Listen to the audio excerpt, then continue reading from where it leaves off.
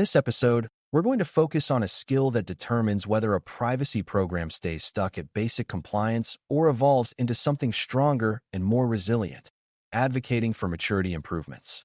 Privacy maturity means how well an organization can consistently protect personal information and honor privacy commitments over time, even as systems change, teams grow, and new risks appear.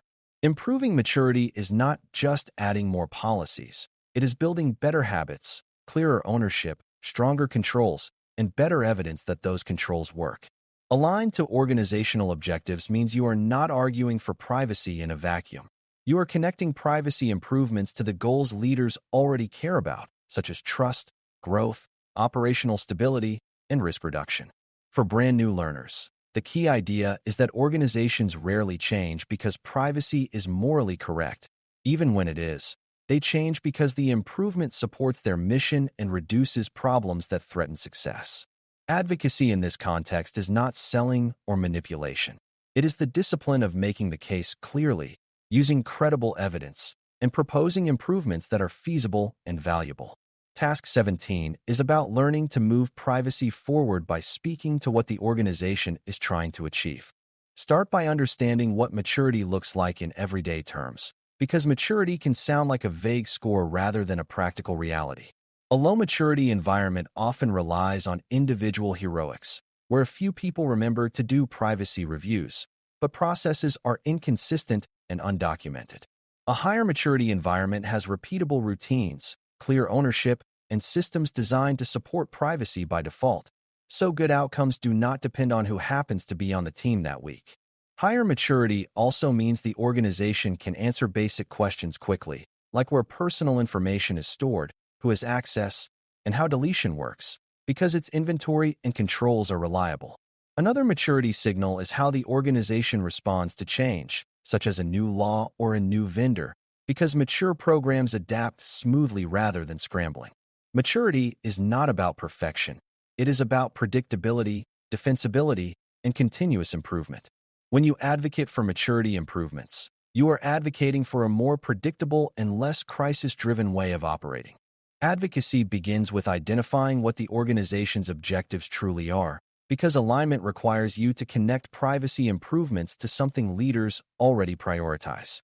Objectives might include expanding to new markets, accelerating product releases, increasing customer trust, reducing operational incidents, or strengthening compliance posture for enterprise customers. Privacy improvements can support these objectives, but the link must be clear and credible. For example, if the objective is growth, privacy maturity can reduce friction caused by confusing consent experiences or public backlash. If the objective is speed, privacy maturity can reduce late-stage rework by embedding privacy into design gates early. If the objective is reliability, privacy maturity can reduce incidents and reduce recovery time by improving data inventories and access controls. If the objective is winning large customers, privacy maturity can provide evidence and assurance that meets customer due diligence expectations. Beginners should understand that alignment is not about twisting privacy into any objective. It is about showing that privacy maturity can be a practical enabler of objectives when designed thoughtfully. To make a maturity case persuasive, you need evidence of current state and evidence of pain, because leaders fund improvements when they see real problems or real risk. Evidence can include metrics like delays in rights request processing, recurring incidents involving personal information, increasing vendor oversight gaps, or growing volumes of retained data past retention windows. Evidence can also include operational pain, like teams complaining about unclear processes, repeated project delays due to last-minute privacy reviews, or inconsistent handling of customer questions. A helpful approach is to translate pain into business terms, such as the cost of rework, the risk of enforcement, the likelihood of customer churn, or the operational burden of manual processes. Evidence does not need to be dramatic. It needs to be credible and connected to a pattern that maturity improvements can address. When you can show that a maturity gap is causing repeated friction, your advocacy moves from theoretical to practical. Leaders trust patterns more than one-off anecdotes because patterns suggest systemic issues that will continue unless addressed. Once you understand objectives and current pain, Advocacy becomes proposing specific improvements that match the organization's maturity needs. One common improvement is strengthening data inventory and data flow processes, because without a reliable map, almost every privacy task becomes slow and uncertain. Another improvement is integrating privacy review into existing workflows, so teams consider minimization and purpose early rather than at the end. Another is improving classification and control mapping, so sensitive data receives stronger safeguards and handling is consistent across teams. Another is strengthening vendor governance, including evidence-based monitoring, because vendor risk is a major source of privacy exposure.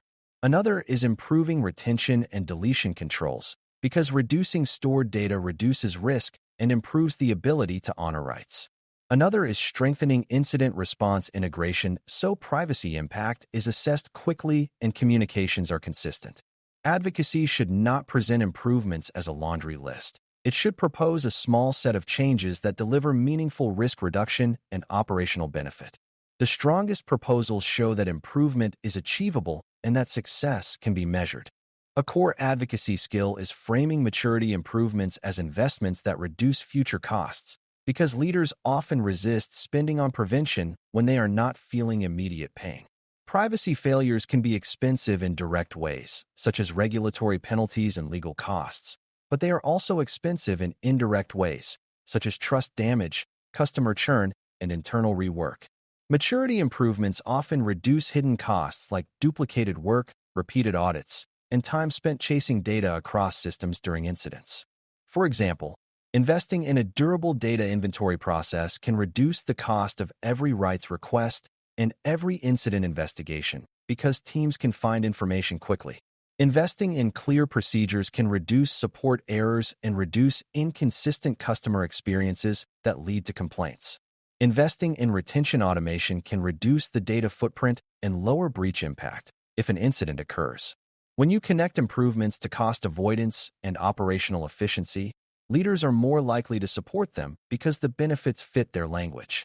This is why Task 17 emphasizes alignment.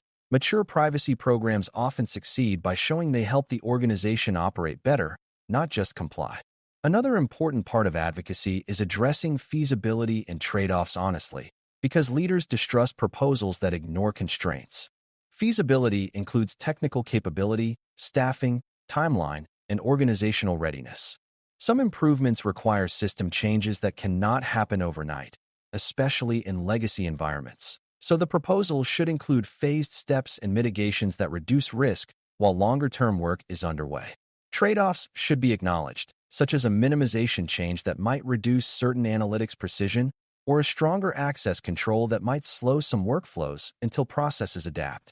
Honest trade-off discussion builds trust because it shows the privacy advocate understands the business reality and is not asking for idealized perfection. It also helps leaders make informed decisions about where to accept risk temporarily and where to invest to reduce it. Advocacy becomes more effective when it includes options, such as a minimal viable improvement path and a stronger maturity path, each with clear consequences. Even as a beginner, you can understand that trust grows when privacy proposals sound realistic and grounded. Sustaining maturity improvements requires governance and accountability, which means advocacy should include how changes will be maintained after implementation. A new process will fail if ownership is unclear or if no one measures whether it is being followed. A new control will drift if changes are not monitored and if exceptions become common. Advocacy, therefore, includes proposing roles, responsibilities, and metrics that prove the improvement is operating. It also includes integrating the improvement into normal management routines, such as regular reviews of retention compliance, vendor evidence checks, or project intake processes. This is where the language of leaders matters again, because leaders respond to accountability structures they recognize, like owners, deadlines, and performance indicators. When advocacy includes a maintenance plan, leaders see the improvement as a sustainable change rather than a temporary project. Sustainable change is what maturity means in practice. The organization improves and stays improved as conditions change.